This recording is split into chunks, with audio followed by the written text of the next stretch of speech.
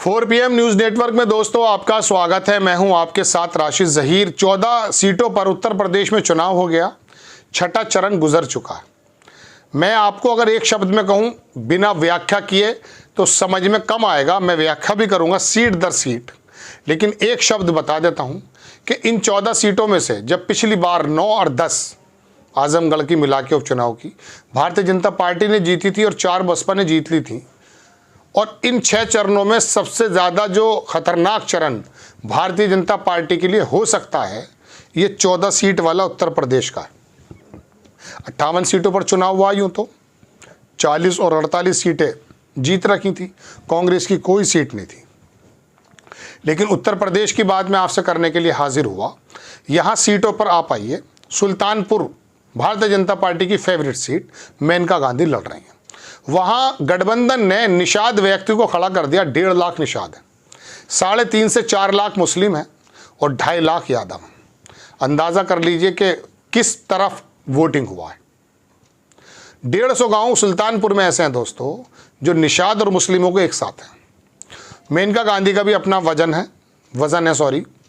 और काम भी करती आई हैं, लेकिन पिछली बार सिर्फ 12-14 हज़ार वोटों से जीती थी।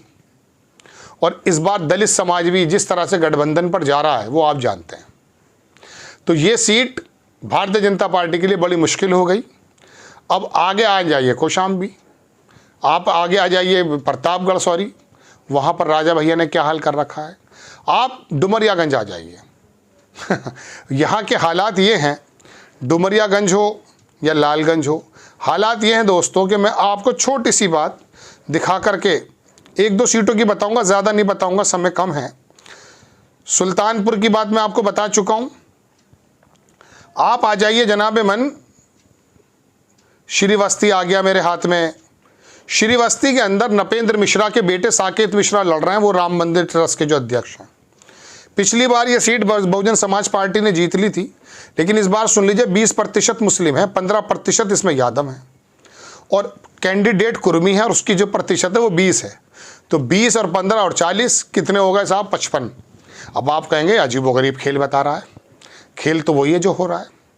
टिकट बांटते समय कोई भी राजनीतिक दल कहे कि हमने नरेशन बना दिया है, नरेशन बनता है, उसका असर भी होता है, इसमें कोई दो राय नहीं। मोदी जी का नाम का असर है, राहुल गांधी के मैनिफेस्टो का असर है, इसमें कोई दो राय नहीं है।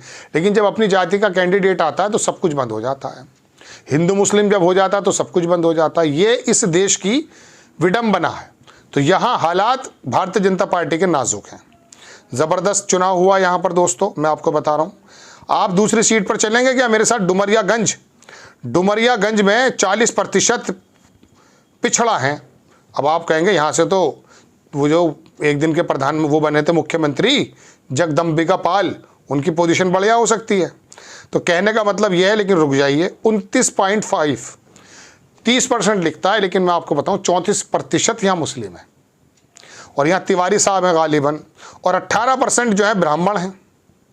अब ब्राह्मण तिवारी कैंडिडेट होने के बाद अब ये बस समझ लीजिए कि इसके अंदर अगर तड़का बहुजन समाज पार्टी के लोगों को लग जाएगा तो हालात क्या होंगे। वैसे भी बताया जाता है जातियों में, मैं आपको बता चुका हूँ कि ये हालात हैं जो मैंने अभी बताया। तो डुमरियागंज की सीट मुश्किल में है। आपको मैं एक जगह और लेकर चलूं, फूलपुर चलेंगे क्या मेरे साथ?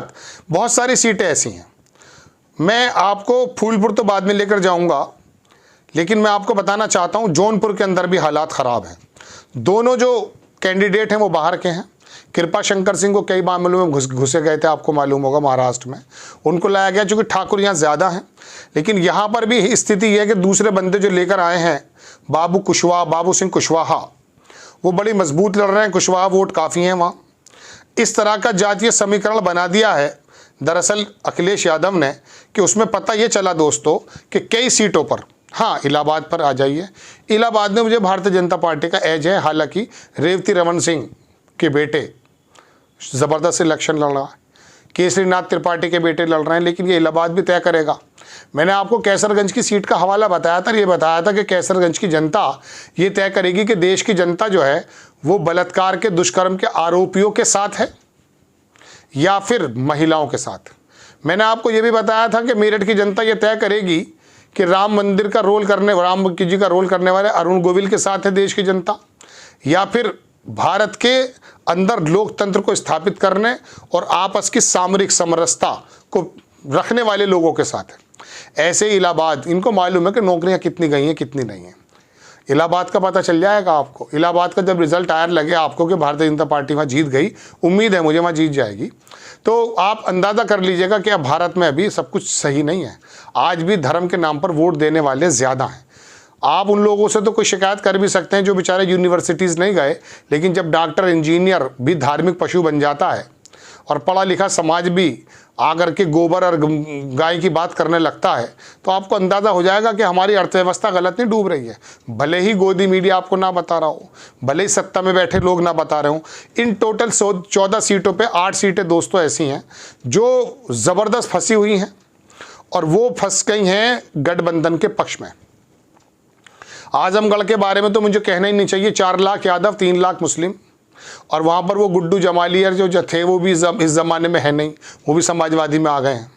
तो ये लोग ऐसे हो गए। ऐसे सुल्तानपुर के अंदर पिछली बार जो 12-14 हज़ार से हारे थे चंद्रभद्र सिंह, बसपा के कैंडिडेट थे, वो भी समाजवादी में आ गए। और सुल्तानपुर में छतरियों की 3.5 लाख की जो है वो है। मैं आपको थोड़ा सा लंबा समय ना हो जाए, वरना मैं आपको सीट वाइज थोड़ा थोड़ा बताने की कोशिश करता। इलेक्शन इस प्रकार का लड़ा के धर्म के एतबार से सत्ता दल ने टिकट भले ही बांटे हों, लेकिन अखिलेश यादव ने 5 यादव और 4 मुसलमानों को टिकट देके पूरे प्रदेश में ये बता दिया कि इस बार आपके ऊपर हमला आपके ही वोट से होगा। ये निषाद वोट किसका था 2019 में? भारतीय जनता पार्टी का। कुर्मी वोट किसका था? भारतीय जनता पार्टी का। तो मुस्लिम और यादव, आधे से ज़्यादा दलित संविधान रक्षा करने की वजह से मायावती बिल्कुल साइलेंट हैं, उन पर जा नहीं रहा है, तो वो भी गठबंधन पर है। और सबसे बड़ा डेंट है कि कैंडिडेट कुर्मी और निषाद जब बना दिया है, पाल जब दे दिया है, तो हालात ये हैं कि अति पिछड़ा और पिछड़ा, ये जो बहुत ज़्यादा बड़ा वोट भारतीय जनता पार्टी लिया करती थी, इसमें डेंट डाल करके अखिलेश यादव ने इतनी मुश्किल पैदा कर दी है कि आप यकीन मानिएगा कि अगर 80 सीटों में से, देखिए 50 सीटें लगती हैं भारतीय जनता पार्टी की आ जाएं, लोग 30 भी बताते हैं, कोई 40 बताता है, लेकिन मुझे लगता है कि 30 सीटें लगभग गठबंधन यहाँ जीतने जा रहा है। ये 40 भी हो सकती हैं। तो हालात ये हैं, एक चरण और बचा है, और ये छठा चरण सबसे ज़्यादा मैं कह सकता हूँ गिरा गुजरता है भारतीय जनता पार्टी पे। इन 14 सीटों में पिछले बार भी 5 सीटें हार गए थे। उपचुनाव में जीत लिया गया था आजमगढ़ जब 10 हो गई थी, लेकिन इस बार तो हालात ये है कि वो 10 भी बचानी और 4 पर भी जाना था, तभी तो आगे 62 से आगे जाते, लेकिन यहाँ तो 62 बचाना मुश्किल हो रहा है। मतलब इस प्रकार से लोग आ रहे हैं। और वोटिंग परसेंटेज की बात यह है कि दोस्तों अपर समाज में वोटिंग परसेंटेज में बिल्कुल उत्साह दिखाई नहीं दे रहा, ऐसा लोग बता रहे हैं। और ये खतरे की घंटी है भारतीय जनता पार्टी के लिए। कुछ भी अनहोनी नागर नहीं हुई, जैसा कि मायावती ने कहा है, तो फिर भारतीय जनता पार्टी की राह उत्तर प्रदेश में बहुत मुश्किल, और बाकी जगह तो आपको मालूम है कर्नाटक में ऐसी पटकी दे दी गई है कि वहाँ तो कांग्रेस की सीटें ज़्यादा आ रही हैं। आपको खबर कैसी लगी अपनी राय कमेंट्स बॉक्स में ज़रूर दीजिएगा। चैनल को सब्सक्राइब कीजिएगा, शेयर कीजिएगा। नेक्स्ट टाइम मैं किसी खबर के साथ हाजिर हो जाता हूँ। जय हिंद।